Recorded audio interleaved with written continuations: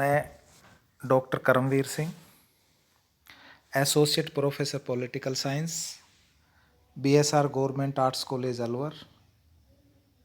आज हम BA part second का paper second, Indian political system, भारतीय राजनीतिक व्यवस्था में जो हमारा टॉपिक चल रहा है, टेररिज्म इन इंडिया, भारत में आतंकवाद।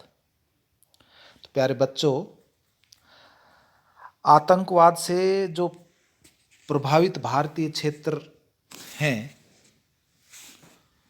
उसके बारे में जो कल आपसे डिस्कस हुआ था या चर्चा हुई थी, उसमें जम्मू कश्मीर के बारे में जो बताया था, वहाँ जो समूह सक्रिय हैं, जम्मू तथा कश्मीर लिबरेशन फ्रंट के बारे में आपसे चर्चा हो गई है। हिजबुल उल मुजाहिदीन मुस्लिम जाबाज फोर्स, इखवान उल मुस्लिमीन, हिजबुल्ला, अल फरमान, अल कायदा इत्यादि जो सक्रिय समूह हैं J&K में, उन सब के विषय में हम चर्चा कर चुके हैं। इसके साथ ही पंजाब में जो आतंकवाद है, उस विषय पर भी आपसे चर्चा हो चुकी है। उसी कड़ी को आज आगे बढ़ाते हुए आज चर्चा करेंगे नक्सलवादी आतंकवाद, इसके साथ साथ उत्तर पूर्वी राज्यों में आतंकवाद। तो प्यारे बच्चों, जहाँ तक नक्सलवादी आतंकवाद का सवाल है, आपको मालूम होगा कि पश्चिम बंगाल के जो नक्सलबाड़ी में चारू मजूमदार के नेतृत्व में भारत के साम्यवादी दल यानी कि माओवादी लेनिनवादी जो दल है, उसके सिद्धांतों को कार्य रूप में परिणित करने के लिए ये आतंकवादी आंदोलन का प्रारंभ हुआ। इसके उद्देश्य जो है, उद्देश्य सामाजिक आर्थिक न्याय पर आधारित व्यवस्था की स्थापना था।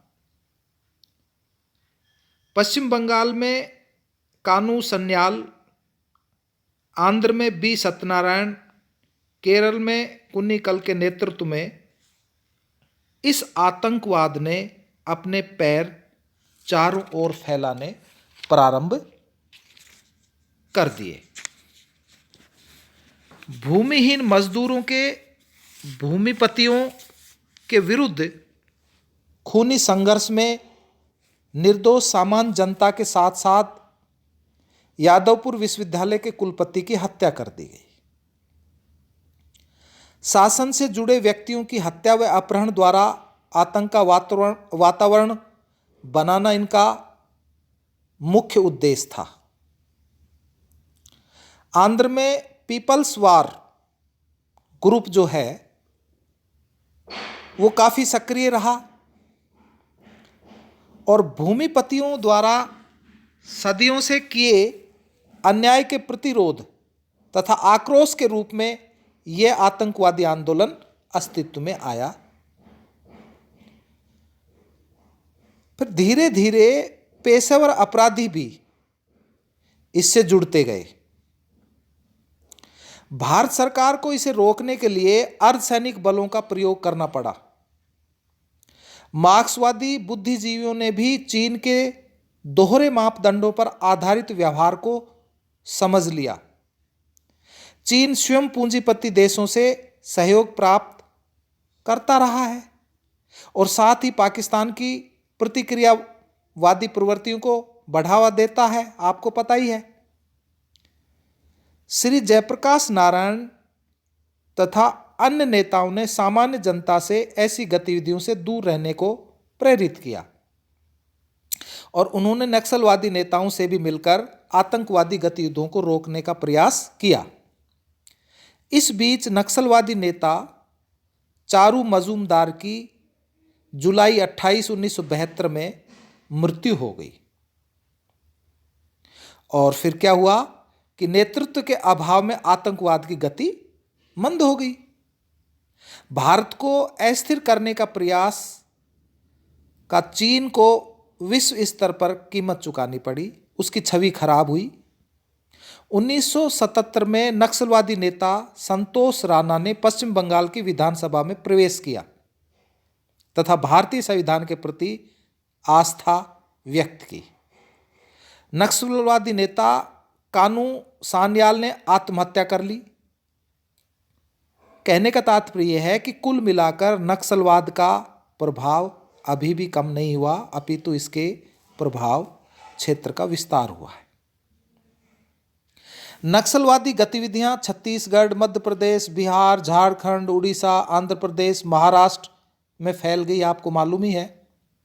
नक्सलवादी कभी छत्तीसगढ़ के जिला कलेक्टर को अगवा कर लेते हैं, तो कभी उड़ीसा में किसी राजनीतिक को या कभी विदेशी सैलानियों को उनको छोड़ने की एवज में अपनी मांग मनवाने का दबाव बनाते हैं, या फिर कठिनाई से पकड़े गए अपने साथियों को छोड़ने के लिए सरकार को बाध्य भी करते हैं। तो नक्सलवादी आतंकवाद से निपटने के लिए छत्तीसगढ़ में एक प्रयोग किया गया जो सालवा जुड़ुम के नाम से जाना जाता है। सालवा जुड़ुम का स्थानीय भाषा में अर्थ है कि शांति यात्रा। 2005 में प्रारंभ किए गए इस अभियान को छत्तीसगढ़ सरकार का समर्थन प्राप्त था। कार्यकर्ताओं को हथियार उपलब्ध कराए जाते थे और उनके प्रयोग के लिए प्रशिक्षण भी।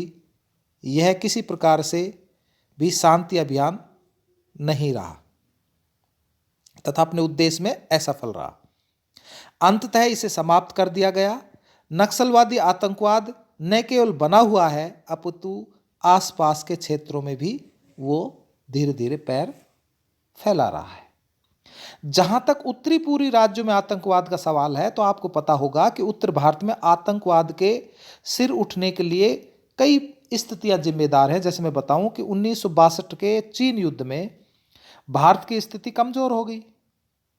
फलतः क्या हुआ कि भारत चीन सीमा के राज्यों ने स्वतंत्र अस्तित्व के लिए संघर्ष प्रारंभ कर दिया, और इसके अतिरिक्त स्वतंत्रता के पश्चात भी पूर्वी बंगाल से लोगों का आना प्रारंभ हो गया, जो 1971 में बांग्लादेश की स्थापना के समय जारी ही नहीं बल्कि घुसपैठियों की संख्या बहुत ज्यादा बढ़ गई। असमवादियों का न केवल सामाजिक आर्थिक जीवन प्रभावित हुआ, बल्कि उन्हें अपनी मौलिकता व पहचान पर संकट अनुभव होने लगा। तो इन्हीं भावनाओं के वशीभूत होकर असम, नागालैंड, मेघालय, मिजोरम तथा त्रिपुरा में आतंकवादी गतिविधियां प्रारंभ हो गई। असम में आतंकवाद के बारे में अपन कह सकते हैं कि लंबे समय से भारत के उत्तरी पूर्वी क्षेत्र अशांति का वातावरण है। वस्तुतः शुरुआत तो स्वतंत्रता के पश्चात से ही हो गई। आपको मालूम है, पूर्वी बंगाल से लोगों का यहां आना जारी था। 1962 में चीन के साथ युद्ध के बाद स्थिति और खराब हुई तथा अलगाववादी शक्तियां सिर उठाने लग गई, और 1971 में बांग्लादेश की स्थापना के बाद असम में अवैध रूप से आने वालों की संख्या लाखों तक पहुंचती चली गई, जिससे असम वासियों को अपनी पहचान खोने का भय होने लगा। फलतः विदेशियों को असम से बाहर भेजने की मांग उठने लगी। अखिल असम छात्र संघ तथा अखिल असम गण संग्राम परिषद ने मांग के लिए आंदोलन प्रारंभ किया। बीच में कुछ आतंकवादी घटनाएं भी हुई, पर 1985 के असम समझौते में स्थिति में सुधार आया, पर धीरे धीरे और संगठन उभरने लगे, जिससे आतंकवादी गतिविधियां बढ़ी। वर्तमान में असम में आए अप्रवासियों की नागरिकता का मुद्दा विवाद का विषय बना हुआ है। वहाँ जो हैं, जैसे उल्फा का उदय हुआ अप्रैल 1979 में। एक संगठित समूह है जो भ्रष्टाचारियों को दंड, शराबबंदी, महिलाओं से दुर्व्यवहार करने के विरुद्ध कड़े कदम जैसी गतिविधियों से अपना अस्तित्व जताता रहा है। बोडोलैंड की मांग भी वहाँ जोरों पर उठने लगी। कुछ गोरखा लिबरेशन फ्रंट है, वो भी अपनी गतिविधियों को सुचारू रूप से करता है। जहां तक तमिलनाडु की हिंसा का सवाल है, यहां लिट्ठे उग्रवादियों का आतंक बराबर बना रहता है, आपको पता ही है। श्रीलंका तथा भारत के बीच में छोटे समुद्री फासले के कारण यहां लिट्ठे घुसपैठियों का आवागमन बना रहता है। श्रीलंका में तमिल व सिंगलियों के बीच संघर्ष की स्थिति बनी थी, जिसका प्रभाव भारत पर भी पड़ता रहा है। चरम अवस्था में आपने देखा ही होगा कि श्री राजीव गांधी की हत्या 21 मई 1991 में एक मानव बम के द्वारा उस समय की गई, जब वे श्री पेरुम्बदूर में एक चुनावी सभा को संबोधित करने जा रहे थे। तो लिट्टे प्रमुख प्रभाकरण को श्रीलंका की सेना द्वारा मार दिया गया। तब से यह समस्या एक तरीके से समाप्त सी हो गई है।